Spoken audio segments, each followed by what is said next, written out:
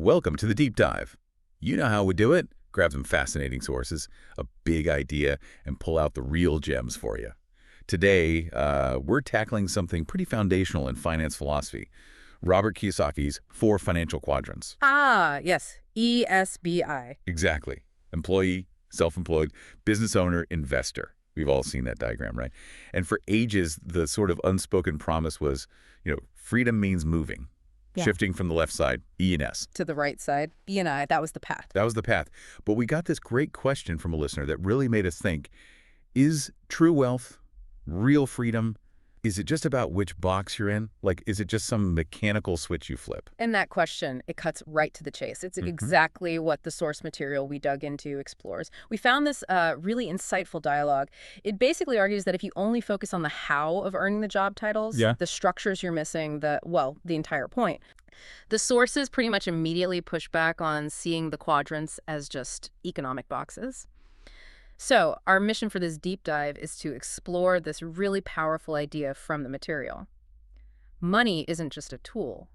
It's not just for buying things or building accounts. What is it then? It's more like a mirror, a perfect mirror, actually, reflecting your inner world, your deepest values, what you truly believe, even your state of consciousness. Okay, let's unpack this, right? So let's just quickly lay the groundwork again. Traditional view. It's how you earn income. Employees, you trade your time for a wage, right? Security. Self-employed. You are the system. You stop. The money stops. Control. Yeah, the expert, the freelancer, the small shop owner. The business owners, they build systems that run, ideally, without them needing to be there every second. Leverage. Scalability. And investors, they make money, make more money. Capital working for them. That's the standard take, the balance sheet view. Most people get that. Okay, so that's the structure. Now, the pivot you mentioned. Yeah, this is where it gets interesting. The source asks, okay, what if someone does it? They make the leap. They go from employee to investor. They've got assets, money flowing. Sounds like success. On paper, maybe. But what if internally their mind, their TEM, as the source puts it, is still trapped, still ruled by the same anxiety, the same fear, the same feeling of dependency they had before. So they haven't actually changed inside. Exactly. Think about it. A new investor, maybe someone who just sold a business, right? If they're glued to the stock ticker, panicking at every little dip. Checking their phone constantly. Yeah, because they're terrified of losing that capital. Yeah. Have they really bought freedom, or have they just swapped depending on a boss for depending just as anxiously on the market? Right. It's just a different master. That's the core idea. True wealth, the material argues, isn't defined by where your money is parked. It's about how you relate to it, how you live with it. Money just reflects. It's a mirror reflecting the core values. Okay, starting to see it. So the mechanics, the quadrant itself, can be an illusion of freedom. It can be, yeah. And the source material actually uses some kind of surprising examples to illustrate this. Like what? Well, consider someone who's an employee their whole life. Structurally, you'd say they're on the less free side. According to the standard model, yes. But what if that person finds deep meaning? They understand their purpose. They feel totally aligned with their work. They find genuine peace in that role. Internally, they might be incredibly free, unbound. That's a powerful counterpoint. Now flip that. Think about the classic stressed out business owner. We all kind of picture this person. Materially successful. Totally. Big house, fancy car, the whole empire. But they can't take a real break. They're checking emails on vacation, can't disconnect. The source calls them a slave to the very company they created. Oof, yeah. Consumed by the creation. Right. So structurally wealthy, maybe quadrant B, but inside, totally bankrupt, chained. And that specific point, being consumed by what you build, that actually ties back, interestingly, to Kiyosaki's original stuff.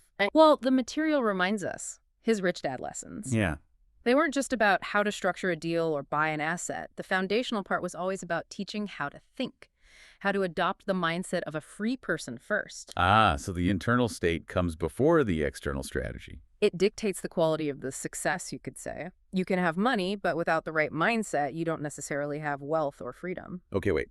So if the method of earning the ESBI thing is less important than the underlying value driving it, yeah, does that mean each quadrant is actually like a symbol, a representation of a different state of mind, a different consciousness. You've got it. That's the core insight the analysis really drills down on. It's like we peel back the layer of how you get paid. The mechanics. Yeah, peel that away. And what's underneath is the why, the inner drive, the mindset or tempo, that specific state of consciousness that tends to characterize people in that quadrant, this shift. This is the key takeaway for you, the listener. So it's not just 4 ways to earn, it's 4 ways to be. In a sense, yes. We could call them the 4 quadrants of consciousness, and each is driven by a primary core value. Okay, break those down for us. All right, so first, the employee mindset. Its primary driver, security. And to core on, as the source might phrase it, stability, predictability, avoiding risk, that's paramount. Makes sense. A steady paycheck. Benefits. Exactly.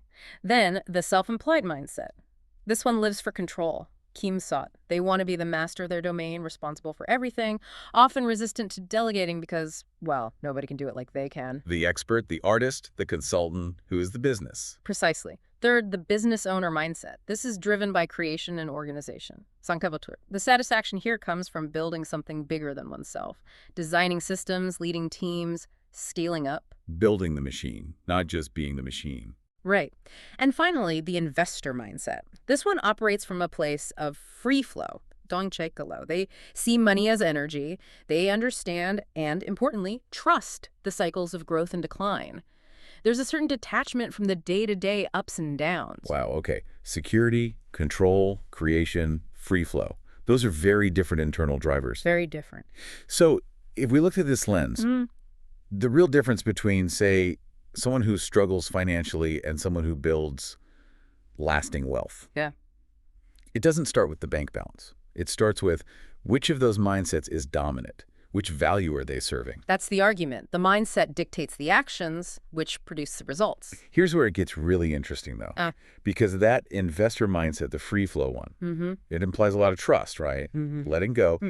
But isn't investing also about, careful management, due diligence? Isn't free flow kind of irresponsible if you're handling capital? Where's the control? That's a fantastic question. And it highlights the tension, right? The source material suggests that trying to operate in the investor quadrant with the mindset of the self-employed quadrant, that control mindset is actually a major reason why people fail to grow their wealth effectively. How so? Well, if your core drive is control, you'll likely micromanage every single investment. You'll be constantly tweaking, constantly checking, emotionally tied to every fluctuation. It's exhausting, first of all. Right, stress. And it often leads to bad decisions, selling low in a panic, buying high out of FOMO, because your need for control is overriding rational analysis. Okay. The successful free-flow mindset isn't about being careless, it's about having trust. Trust in the systems you've chosen, trust in the people you might have hired to manage things, and fundamentally trust in the broader economic cycles. It requires accepting that volatility is normal. So it's a psychological detachment. A huge one. It's a massive leap from needing the comfort of security or the directness of control. Okay, so these core values, security, control, creation, free flow, they literally shape our financial behavior. They dictate it, yeah. So if someone deeply, truly values security above all else, choosing a stable job isn't like a failure to launch. It's a rational choice aligned with their deepest value. Perfectly aligned. They're minimizing perceived risk, which is their goal. Nothing wrong with that if it's a conscious choice aligned with values.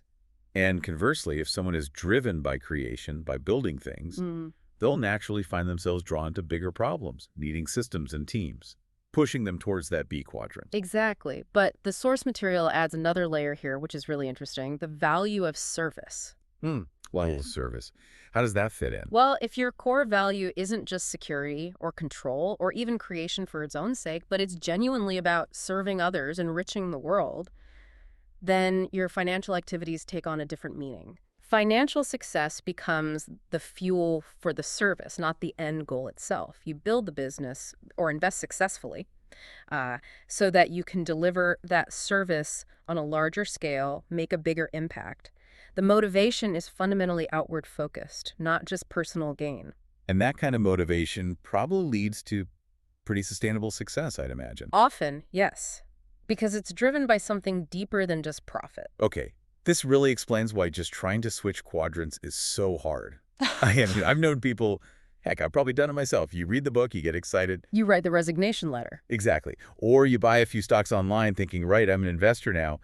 But if your underlying mindset is still stuck in security, well, like my little stock experiment, it probably won't go well. That's the point the sources hammer home. You cannot change quadrants with just a piece of paper. A resignation letter, opening a brokerage account, those are external actions. Meaningless without the internal shift. Pretty much. The material gives examples. Someone goes, self-employed. S starts a consultancy. But mentally, they treat their clients like bosses. They're constantly seeking approval, terrified of losing a contract, prioritizing that feeling of security. So they have an S structure, but they're still operating with an E mindset. Bingo. They haven't made the internal leap to embrace the risk and autonomy that comes with true self-employment or business ownership. So the transition isn't structural, it's psychological, spiritual almost. It requires a profound change in how you think, how you live day to day, and especially how you view money itself.